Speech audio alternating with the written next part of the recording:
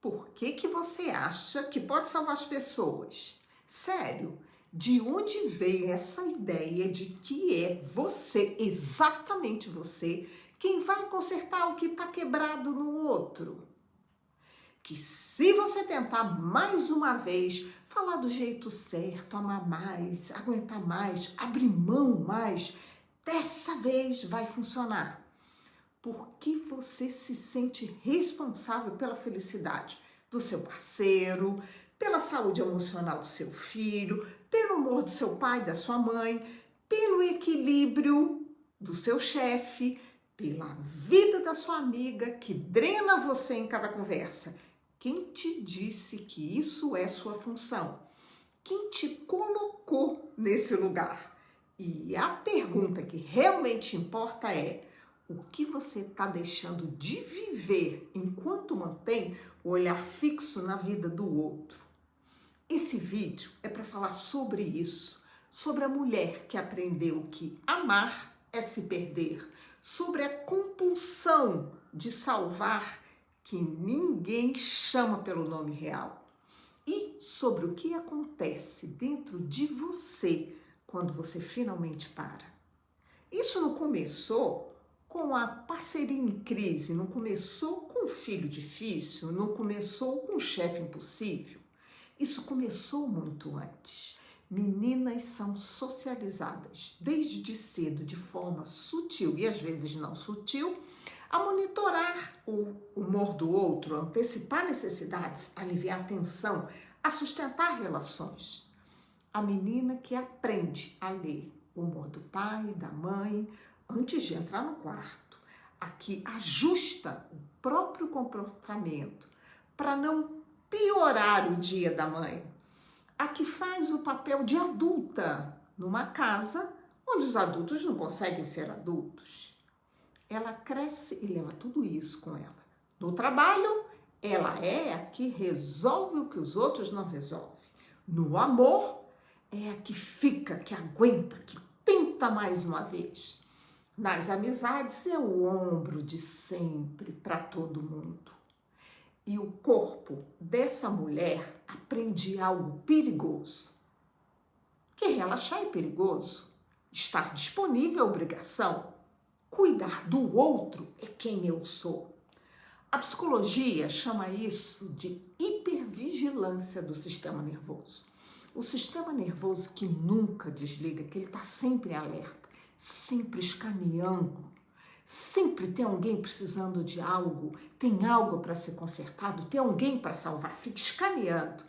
E é por isso que tantas mulheres vivem exaustas, sem entender por quê. Não é fraqueza, é o seu sistema nervoso que nunca aprendeu que pode descansar. Mas eu preciso te dizer uma coisa que vai doer. Nem sempre tudo é só amor. Às vezes é difícil ouvir o que eu vou te falar, mas a compulsão de salvar o outro é a forma de não olhar para si mesmo. Enquanto você está ocupada com a crise do seu parceiro, você não precisa olhar para a sua própria vida. Enquanto você está tentando consertar o seu filho, não precisa se perguntar o que você realmente quer. Enquanto você está gerenciando o amor do seu chefe, você não precisa enfrentar o que está evitando dentro de você em relação ao seu trabalho. O outro vira uma fuga, uma distração legítima, socialmente aprovada, até elogiada, que mulher dedicada, que mãe presente, que amiga incrível. E você vai se perdendo, aplaudida, enquanto desaparece. E tem mais. No fundo de muitas salvadoras, existe uma crença silenciosa. Se eu finalmente conseguir consertar essa pessoa, ela vai me amar da forma que eu sempre precisei. O parceiro vai me valorizar, o filho vai me reconhecer, o pai e a mãe vai finalmente me ver, o chefe vai me respeitar. E aí você continua tentando. Mais uma conversa, mais uma chance, mais um sacrifício, esperando que dessa vez vai ser diferente. Mas a mudança que você espera do outro é a mudança que você ainda não fez em você mesmo. E eu vou te dizer algo que ninguém te conta. Você não pode fazer por outra pessoa aquilo que ela não vai fazer por ela mesma. Nem pelo seu parceiro, nem pelo seu filho adulto, nem pelo seu pai, pela sua mãe, nem pelo seu chefe, nem pela sua amiga. O sofrimento, com o tempo, ele vira identidade, ele vira organização mental, ele vira o jeito conhecido de existir. E a vida que se conhece, mesmo que doa, é mais segura do que a vida desconhecida. Doído isso, né? Por mais tentativas que você faça, por mais caminhos que você mostre, por mais amor que você entregue, você não pode querer mais pela vida de alguém do que essa pessoa quer pela sua própria vida. A vida é dele, é dela. Isso não é abandono, é respeito. Respeito pela autonomia do outro e respeito por você mesmo. Você não é responsável pelas escolhas emocionais de pessoas adultas, não pelas relações que elas não constroem, não pela coragem que elas não tiveram, não pela vida que elas não viveram. Amor não é autossacrifício, até o desaparecimento de si mesmo. Enquanto você tenta resgatar alguém do incêndio, a sua própria vida está queimando no fogo. Tem uma pergunta que eu faço para as mulheres que chegam até mim carregando esse peso. Se você parar de se preocupar com essa pessoa por um dia, o que você sente? A maioria responde culpa. Mas se a gente fica um pouco mais com essa pergunta, embaixo da culpa tem outra coisa: vazio, medo, a sensação de não se saber quem é sem esse papel. Porque quando você passa anos sendo a que cuida, que resolve, a que sustenta, você perde o fio de que te conecta a você mesmo. Como o que você gosta, o que você quer, o que te move, não por obrigação, não por culpa, não por medo de decepcionar. Essas perguntas assustam porque a resposta exige que você exista de verdade, para além do papel. E se existir de verdade, é o ato mais corajoso que uma mulher aprendeu a desaparecer para parar de salvar. Significa amar com limite, com presença, sem se perder, com cuidado, mas sem se anular. Significa aprender a diferença entre estar disponível e ser refém, entre apoiar e sustentar, entre amar e se dissolver.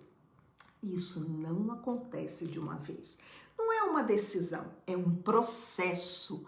Começa com pequenas coisas, como a pergunta que você para de não fazer, como o que você finalmente diz, como a necessidade de se colocar em primeiro lugar, como o espaço que você começa a ocupar dentro da sua própria vida. Você não precisa abandonar ninguém para se encontrar, você não precisa parar de olhar para o outro, mas sim olhar para você, aprender sobre você, se resgatar, se trazer de volta. E antes de encerrar, eu quero te deixar um exercício simples, mas honesto. Pega um papel e uma caneta e responde essas 3 perguntas. Primeiro, quem é a pessoa ou as pessoas que você está tentando salvar, consertar ou manter? Escreve o nome. O que você espera receber dessas pessoas em troca? Não o que você acha que deveria esperar, mas de verdade, lá no fundo, o que você espera? Reconhecimento, amor, aprovação, segurança? Essa é a segunda pergunta. E a terceira, e mais importante, o que você está deixando de viver enquanto mantém o foco nessa pessoa? O que você está adiando? O que você está evitando? O que você está fugindo? Qual é o seu medo? Não precisa ter resposta imediata. Fica com essas perguntas, porque elas vão apontar para você o caminho de volta para você mesmo. Se esse vídeo falou com você, se você se reconheceu na mulher que cuida de todo mundo e esquece de si mesmo, eu quero que você saiba que isso tem saúde. Não na base da força de vontade, não sozinha, mas com um espaço para você se olhar e olhar o que tem aí embaixo. E é isso que eu faço no atendimento individual. O link está aqui na descrição. E se esse vídeo chegou até alguém como você, talvez você possa compartilhar com um amigo, uma irmã, uma mulher que você sabe que está se perdendo de si mesma. Tem muita mulher precisando ouvir que ela não é responsável por salvar o mundo, só por salvar a si mesma. Um beijo no coração!